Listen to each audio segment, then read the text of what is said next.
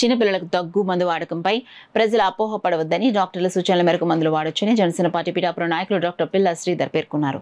చిన్నపిల్లల దగ్గు మందు వాడకంపై వస్తున్న వదంతులపై పిఠాపురంలో డాక్టర్ పిల్ల శ్రీధర్ మీడియాతో మాట్లాడారు. యూజువల్గా కాఫ్ సిరప్ వస్తే రెండు రకాల కాఫ్స్ ఉంటాయండి. ఒకటి ఏంటంటే డ్రై కాఫ్, రెండోది ప్రొడక్టివ్ కాఫ్. డ్రై కాఫ్ అంటే చాలాసార్లు మనం గమనిస్తూ ఉంటాం, పొడి దగ్గు వస్తూ ఉందని అంటారు కదా, అదనమాట. దానికైతే మనం దగ్గుకు సప్రెస్ చేసి మెడిసిన్ వాడాలి. రెండోది ప్రొడక్టివ్ కాఫ్. ఇది ఏంటంటే బ్రాంకో డైలేటర్, మ్యూకోలైటిక్ లాంటి సిరప్స్ వాడాల్సి వస్తుందండి.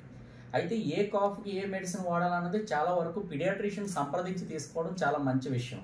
ఎందుకంటే ఇప్పుడు పిల్లలు చాలా డెలికేట్గా ఉంటారు. పిల్లలు ఒకరు 60 సంవత్సరాలు దాటిన వృద్ధులు కూడా చాలా డెలికేట్గా ఉంటారు. బాడీ అన్నది అంత తొందరగా ఏదైనా చేంజ్ వస్తే తొందరగా తీసుకోలేదన్నమాట. కాబట్టి పీడియాట్రిషియన్ కన్సల్ట్ చేసి మీరు తీసుకోవడం మంచిదని నా ఉద్దేశం.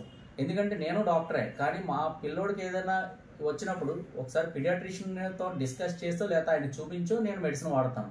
కాబట్టి అందరూ కూడా ఆ విధంగా చేయడం మంచిది. కాకపోతే ప్రతిసారి డాక్టర్ దగ్గరికి వెళ్ళాలంటే అది చాలా కష్టం కదా, అపాయింట్మెంట్ దొరకదు, 2-3 రోజులు వెయిట్ చేయాల్సి వస్తుందన్న పరిస్థితులు కూడా ఉన్నాయి.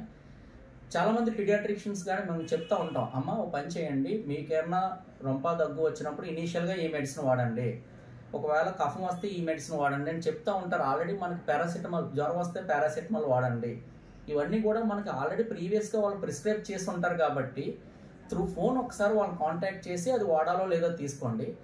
ఏదైనా సరే 3 రోజులు దాటితే దాన్ని మొదలు పెట్టొద్దు. దగ్గరలో ఉన్న పీడియాట్రిషియన్ కన్సల్ట్ చేసి వాళ్ళ సలహాల మీద మీరు వైద్యం చేసుకుంటే మంచిది. దీనివల్ల మన పిల్లలు సేఫ్గా ఉంటారు, మనం కూడా మానసికంగా చాలా సేఫ్గా ఉంటాం. కాబట్టి ఈ విషయాలన్నీ పెట్టుకోండి. ఒకటేంటంటే ఆందోళన చెందాల్సిన అవసరం లేదు. అయితే మొన్న జరిగిన ఇన్సిడెంట్లో ఆ కోల్డ్రిఫ్ అనే కాఫ్ సిరప్లో బేసికల్గా కాఫ్లో సిరప్లో ఉండే కంటెంట్స్ వల్ల ఇబ్బంది అవ్వలేదు, అంటే ఏదైతే మెడిసిన్ వల్ల ఇబ్బంది కాదు, అది కొంచెం కంటామినేట్ అయింది.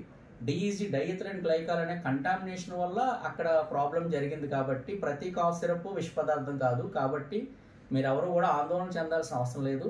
కానీ వైద్యుల సలహా ద్వారానే ముందుకెళ్తే మంచిది. అది మీకు, మీ పిల్లల భవిష్యత్తు కూడా మంచిదని నా ఉద్దేశం.